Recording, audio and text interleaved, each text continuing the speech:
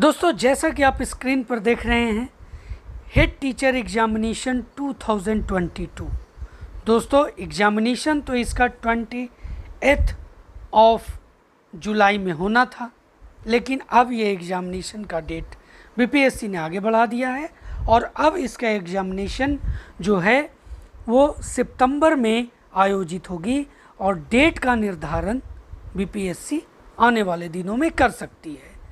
आज इसी बीच मैं आपके बीच में अब एक एक पोर्शन को ध्यान में रख कर के लगातार वीडियो लेकर के आता रहूँगा और उसमें आज इस वीडियो में मैं आपको जिस के बारे में पूरी जानकारी देने जा रहा हूँ वो है जीएस सिलेबस का साइंस पोर्शन का क्लास 2। क्लास 1 मैं आपके बीच में रख चुका हूँ। 100 क्वेश्चंस का वो एमसीक्यू था। आज मैं आपके लिए फिर से एक एमसीक्यू विद डिटेल्स के साथ उपस्थित हूँ। किसका? साइंस का।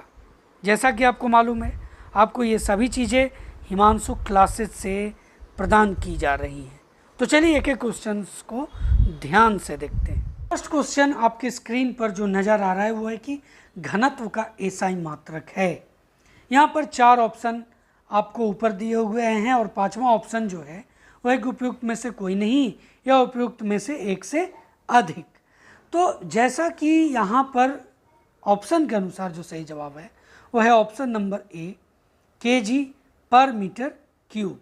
देखिए ऐसा क्यों है? क्योंकि घनत्व का जो फॉर्मूला होता है, जो सूत्र होता है, वो होता है मास डिवाइडेड बाई वॉल्यूम।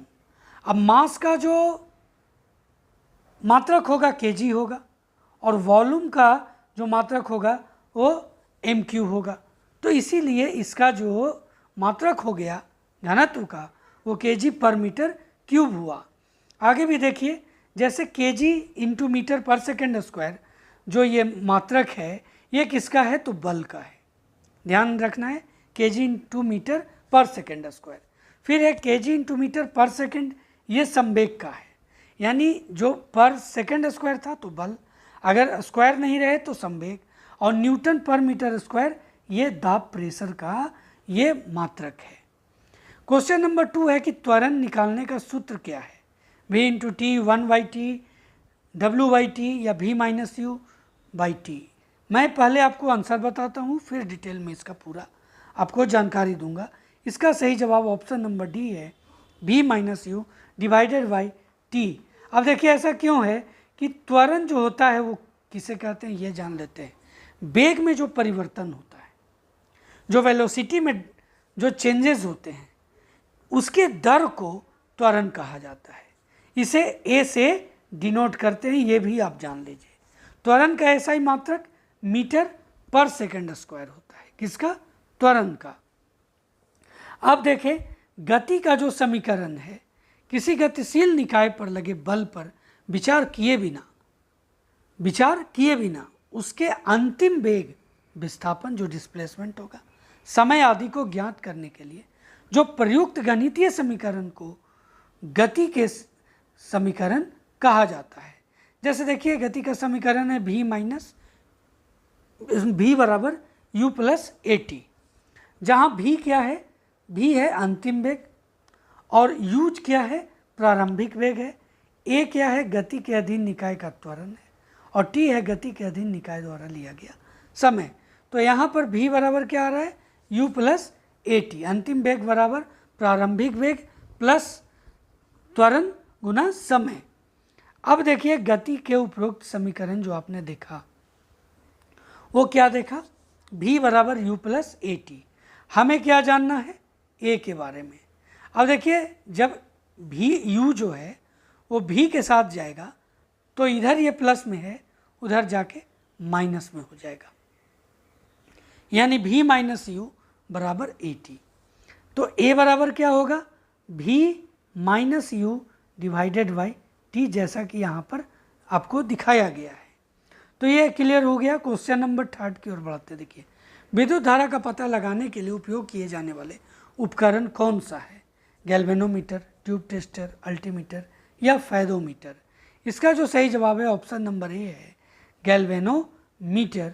विद्युत धारा का पता लगाने में उपयोग किया जाने वाला ये उपकरण है। अब देखिए कुछ यंत्र और उपयोग के बारे में जान लेते हैं। देखिए अल्टीमीटर के बारे में पढ़े हम लोग यहाँ पर।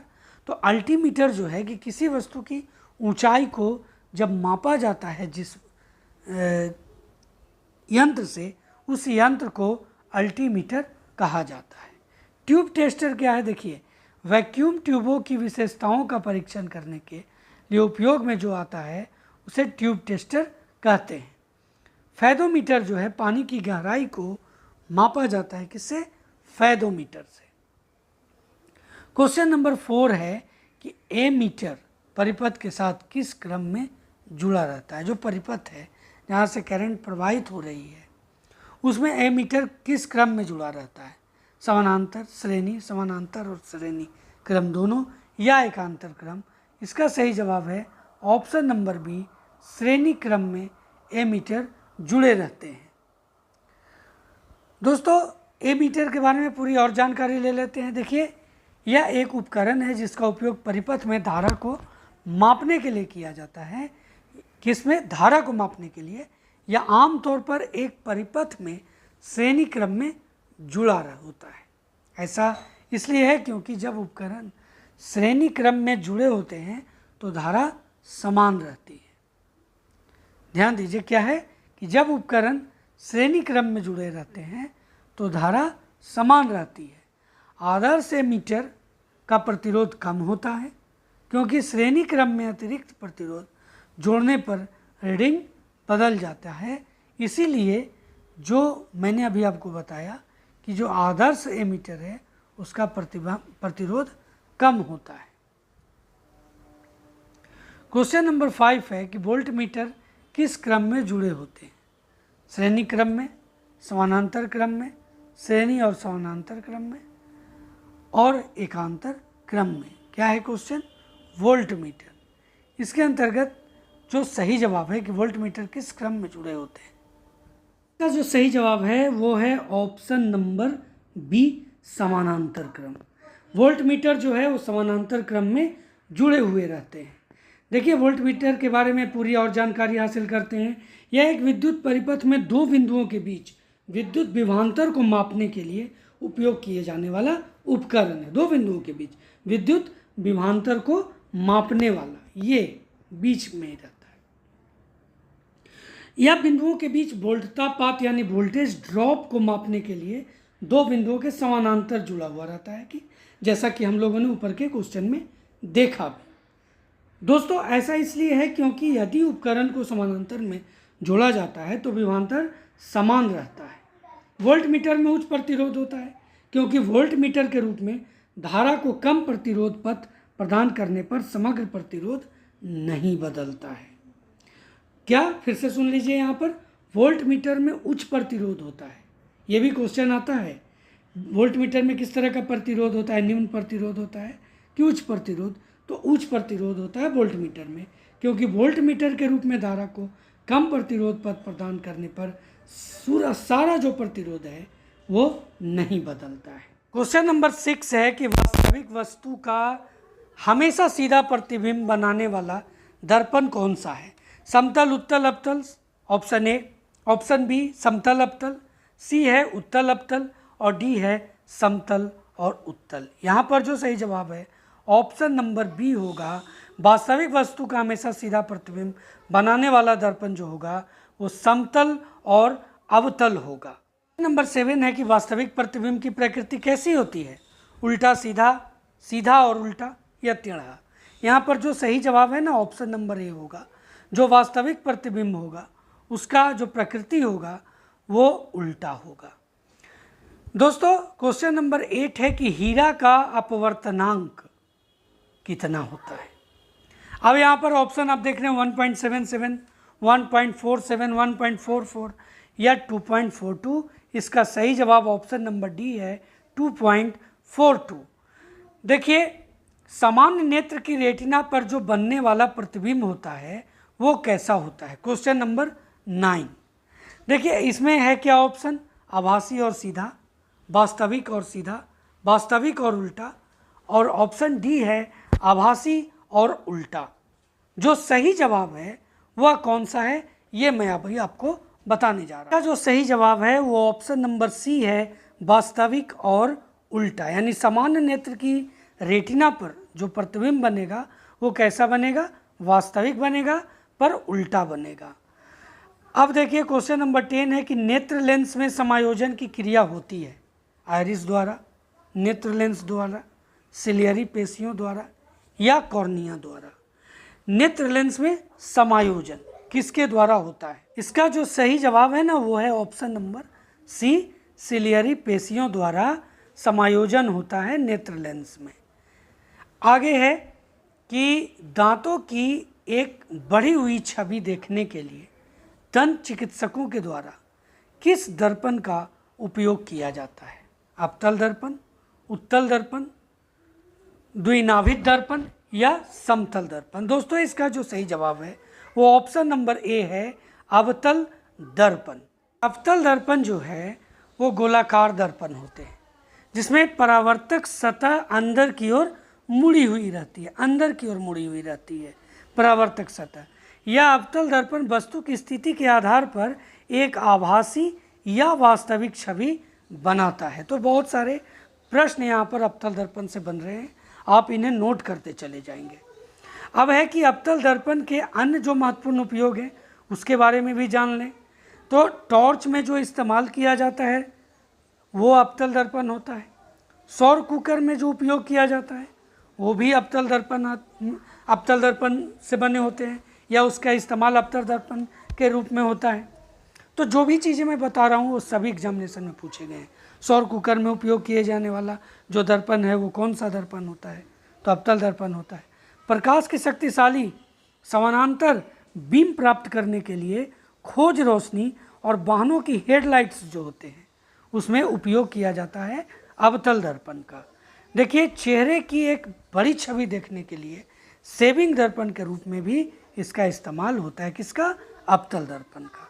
क्वेश्चन नंबर 12 है कि जब हम तैरती हुई बर्फ को बर्तन में गर्म करते हैं, पानी में परिवर्तन होने के बाद पानी का स्तर क्या होगा? बढ़ेगा, घटेगा, समान रहेगा, बढ़ेगा या फिर घटेगा? कई बार इस तरह के क्वेश्चंस पूछे गए हैं और इसका जो सही जवाब है वो है ऑप्शन नंबर सी, समान रहेगा। यानी तैरती बर्फ के बर्तन को अगर गर्म करेंगे तो पानी में परिवर्तन नहीं होगा, पानी का स्तर जो होगा वो समान होगा। हाँ, अब गर्म करिएगा तो उसके अब जैसे तरल है वो वाष्प रूप में परिणत हो सकते हैं, लेकिन जो पानी का स्तर है ना वो समान रहेगा। ये घनत्व की जानकारी मैं एक बार फिर से आपको देता हूँ कि प्रति इकाई आयतन में द्रव्यमान को सामग्री का घनत्व कहा जाता है।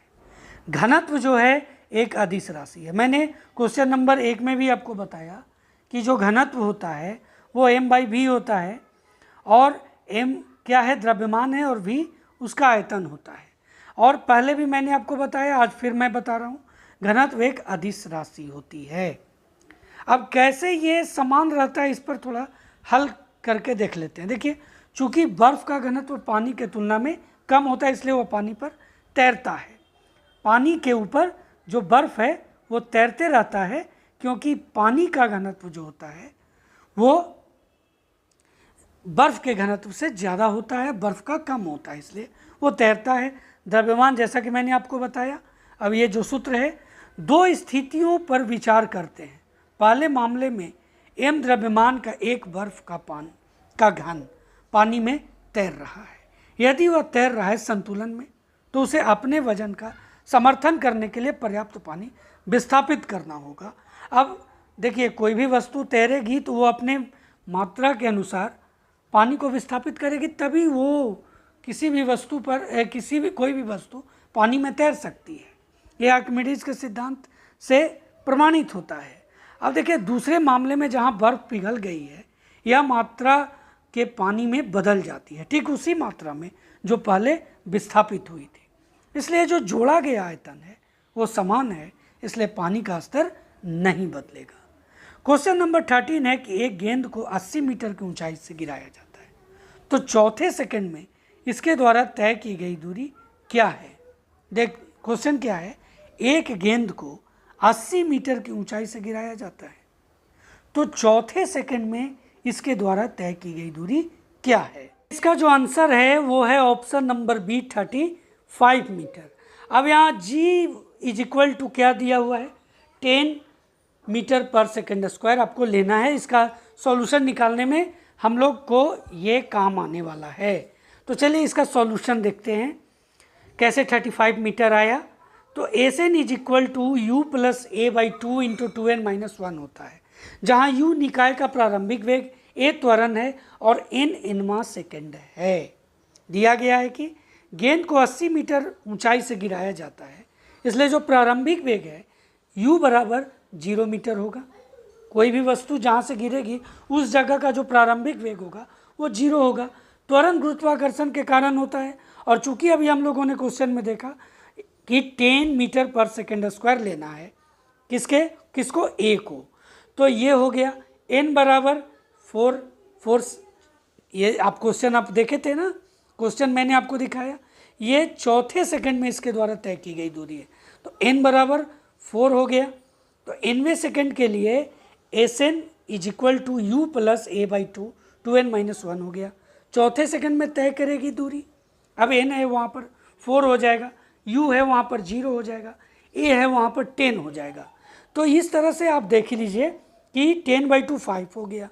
अब 4 इंटू 2 8 होता है, 8-1 यहाँ पर 8-1 7 होता है, 7 इंटू 5 35 हो गया। तो ये जो यहाँ पर आप आंसर देख रहे हैं 35 मीटर ये हो गया। इसलिए चौथे सेकंड में गेंद द्वारा तय की गई दूरी क्या हो गया 35 मीटर हो गई। अब है कि प्रकाश का वेग न्यूनतम कहाँ होता है, निर्वात में, जल में, वायु में या कांच में। प्रकाश का वेग जो सबसे कम होता है वो है कांच में, यानी ठोस जगह जो होगी वहाँ से प्रकाश का वेग न्यूनतम होगा।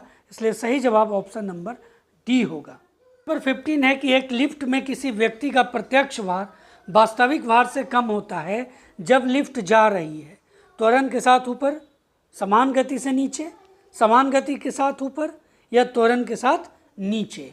अब देखिए क्वेश्चन क्या है कि वास्तविक भार से कम होता है, तो इसका सही जवाब ऑप्शन नंबर डी होगा, त्वरण के साथ नीचे। क्वेश्चन नंबर 16 है कि भारहीनता की अवस्था में एक मोमबत्ती की ज्वाला का आकार हो जाएगा।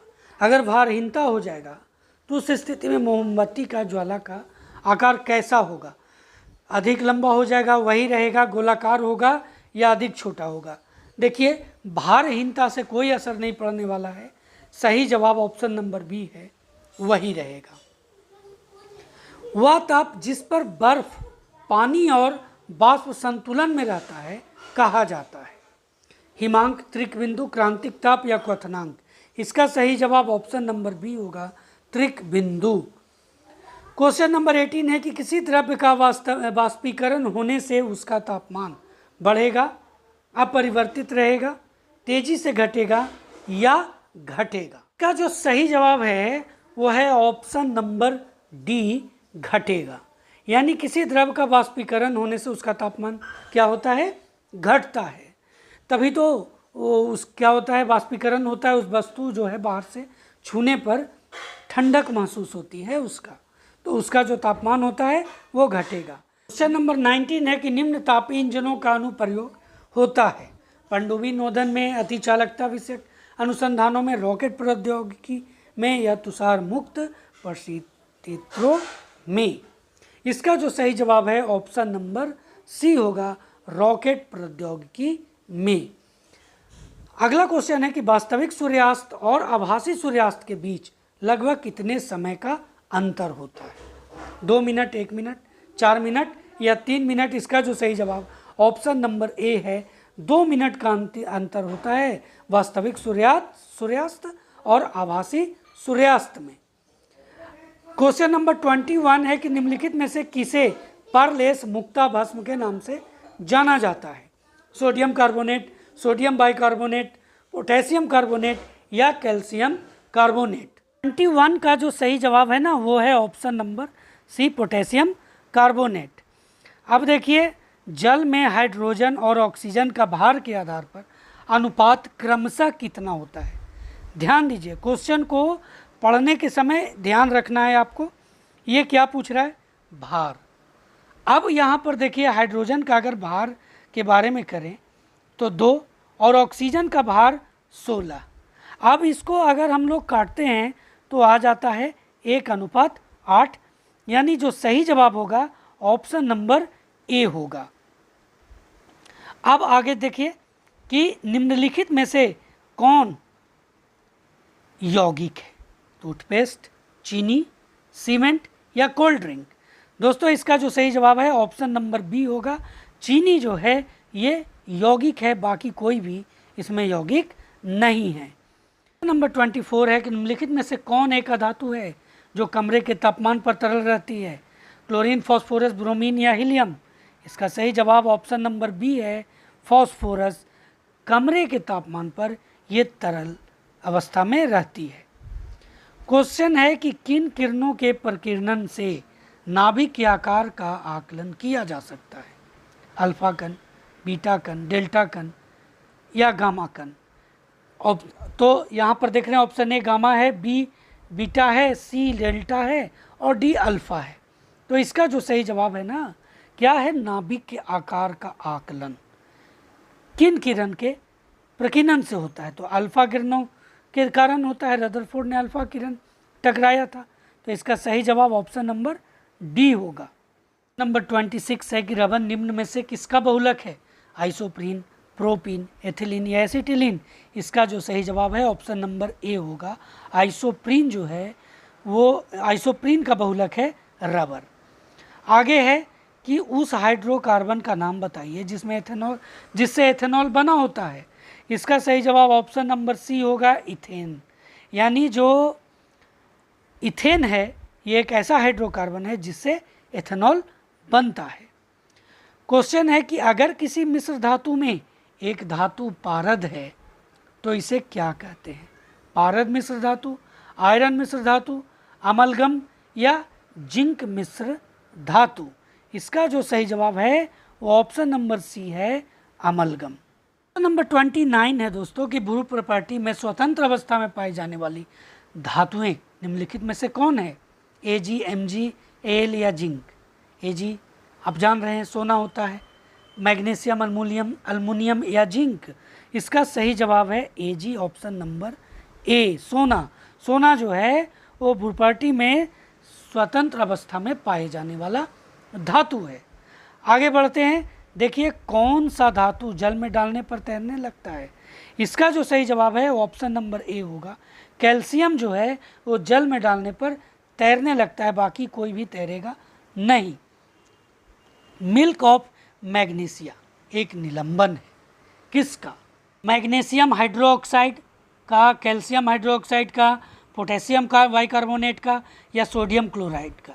देखिए इसका जो सही जवाब है वो ऑप्शन नंबर ए है, मैग्नीशियम हाइड्रोक्साइड का।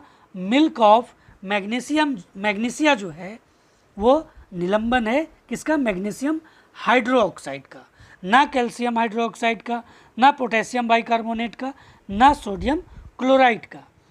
देखिए रक्त का पीएच मान कितना होता है? ये यहाँ पर क्वेश्चन है, कई बार एग्जामिनेशन में पूछा गया है। 6.4, 7.4, 4.8 या 8.4? इसका सही जवाब ऑप्शन नंबर बी है, 7.4। शुद्ध जल का पीएच मान कितना होता है? 6, 7, 8 या 9? शुद्ध जल की बात हो रही है। जो सही जवाब है ना वो ऑप्शन नंबर बी है, 7। शुद्ध जल का पीएच मान कितना होगा? 7 होगा। देखिए ड्यूटेरियम में क्या होता है? 1 neutron 1 proton, 2 neutron 1 proton, 2 neutron 2 proton, 1 neutron और 2 प्रोटॉन। आपको इसमें कन्फ्यूजन नहीं होना है। इसमें 1 न्यूट्रॉन होता है और 1 प्रोटॉन होता है, किसमें? ड्यूटेरियम में। ये ध्यान बिल्कुल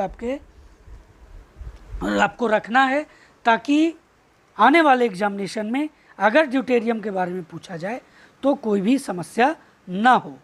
अब है श्वसन किस प्रकार की अभिक्रिया है? यहाँ पर देख रहे हैं क्वेश्चन। ऑप्शन ए है ऊष्माक्षेपी अभिक्रिया, संयोजन अभिक्रिया, उपचयन अभिक्रिया या द्विअपघटन अभिक्रिया। दोस्तों श्वसन जो है ना वो है ऊष्माक्षेपी अभिक्रिया ऑप्शन नंबर ए जो है वो सही जवाब होगा। क्वेश्चन नंबर 36 है कि सोडियम हाइड्रोक्साइड का पीएच मान लगभग कितना है। ध्यान दीजिए, सोडियम हाइड्रोक्साइड सूत्र आप जानते हैं, NaOH होता है। सोडियम हाइड्रोक्साइड का पीएच मान 11, 12, 13 या 14, इसका सही जवाब ऑप्शन नंबर डी होगा 14। अब है कि प्रकृति में सबसे ज़्यादा मात्रा में पाए जाने वाला कार्बनिक यौगिक कौन सा है। ग्लूकोज है, फ्रक्टोज है, सुक्रोज है या सेलुलोज है। दोस्तों ऊपर का ये तीनों नहीं होगा, सही जवाब ऑप्शन नंबर डी होगा। सेलुलोज जो है वो प्रकृति में सबसे ज़्यादा मात्रा में पाया जाने वाला कार्बनिक यौगिक है। 38 है कि जल में अस्थायी कठोरता किसके कारण आती है। मैग्नीशियम कार्बोनेट के कारण, कैल्शियम क्लोराइड के कारण, जिंक क्लोराइड के कारण या कैल्शियम बाइकार्बोनेट के कारण। बहुत ही इम्पॉर्टेंट क्वेश्चन है दोस्तों, कई बार एग्जामिनेशन में ये पूछा जा चुका है कि जल में अस्थाई और अस्थाई दोनों के बारे में। मैं यहाँ पर आपसे जो प्रश्न किया हूँ वह है कि जल में अस्थाई कठोरता का कारण क्या है। जल में अस्थाई कठोरता का कारण का जो सही जवाब है यहाँ पर वो है option number B, calcium chloride. अगला क्वेश्चन है कि पानी की अस्थाई कठोरता दूर करने के लिए किसका इस्तेमाल सर्वाधिक उपयुक्त होता है। तो इसमें भी आप ऑप्शन देख रहे हैं, potassium chloride, calcium chloride, sodium chloride या मैग्नीशियम क्लोराइड। दोस्तों इसका जो सही जवाब है ना वो ऑप्शन नंबर ए है, पोटेशियम क्लोराइड। नेक्स्ट है कि परमाणु अभाज्य है, यह निम्नलिखित में से किसने प्रस्तावित किया था। बर्जीलियस, डाल्टन, रदरफोर्ड या अवोगाड्रो। का जो सही जवाब है ऑप्शन नंबर बी है, डाल्टन। नंबर 41 है कि मनुष्य में ऐच्छिक गतियों का नियंत्रण किसके द्वारा होता है। इसका जो सही जवाब है वो है ऑप्शन नंबर ए, सेरिब्रम। ना सेरिबेलम, ना थायराइड, ना पिट्यूटरी, सही जवाब है सेरिब्रम। इसके द्वारा मनुष्य के ऐच्छिक गतियों का नियंत्रण होता है, ये आपको याद रखना है। उसके बाद है कि निम्न में से कौन सा एंजाइम लार में पाया जाता है। पेप्सिन, ट्रिप्सिन, टाइलिन या काइमोट्रिप्सिन। इसका सही जवाब ऑप्शन नंबर सी, टाइलिन होगा। क्वेश्चन नंबर 43 है कि वयस्कों में श्वेत रुधिर कोशिकाओं तथा लाल रुधिर कोशिकाओं का औसत अनुपात क्या है। 1:1200, 1:1000, 1:700 या 1:500। इसका जो सही जवाब है वो ऑप्शन नंबर सी है, 1:700। नंबर 44 है कि किस अभिक्रिया द्वारा पौधे में ऑक्सीजन बाहरी वातावरण से कोशिकाओं में पहुंचता है। किण्वन, विसरण, दहन या प्रकाश संश्लेषण। इसका सही जवाब ऑप्शन नंबर बी होगा, विसरण। नंबर 45 है कि कौन विटामिन जल में घुलनशील होता है। Vitamin A, vitamin B, vitamin C या विटामिन डी। दोस्तों इसमें विटामिन बी और विटामिन सी ये दोनों जो है ये जल में घुलनशील है। बाकी जो आप ए देख रहे हैं, डी देख रहे हैं, ये सभी वसा में घुलनशील होते हैं। तो यहाँ पर जो सही जवाब है ये दोनों बी और सी होगा, इसलिए जो सही जवाब होगा ऑप्शन नंबर ई होगा, 1 से अधिक। 6 है कि कौन सा विटामिन वसा में घुलनशील होता है। विटामिन के, vitamin E, vitamin D, vitamin A. देखिए यहाँ पर जितना भी आप देख रहे हैं ना ये सभी वसा में घुलनशील है, इसलिए इसका भी जो जवाब होगा उपयुक्त में से 1 से अधिक होगा। क्वेश्चन नंबर 47 है कि किस विटामिन को रोग प्रतिरोधक विटामिन भी कहते हैं। Vitamin A, vitamin B, vitamin C या विटामिन डी। दोस्तों इसका सही जवाब होगा ऑप्शन नंबर ए, यानी विटामिन ए को रोग प्रतिरोधक विटामिन भी कहते हैं। अब है कि वह कौन सा अंग है जो मानव शरीर में ग्लाइकोजन के रूप में कार्बोहाइड्रेट को जमा करता है। किडनी, लीवर, बड़ी आंत या छोटी आंत। सही जवाब होगा option number B, liver. Liver जो है मानव शरीर में ग्लाइकोजन के रूप में कार्बोहाइड्रेट को जमा करता है। नंबर 49 है कि जीवन चक्र की दृष्टि से पौधे के सबसे महत्वपूर्ण अंग कौन सा है। तना, जड़, पुष्प या पत्ती। इसका जो सही जवाब है वो ऑप्शन नंबर सी है, पुष्प।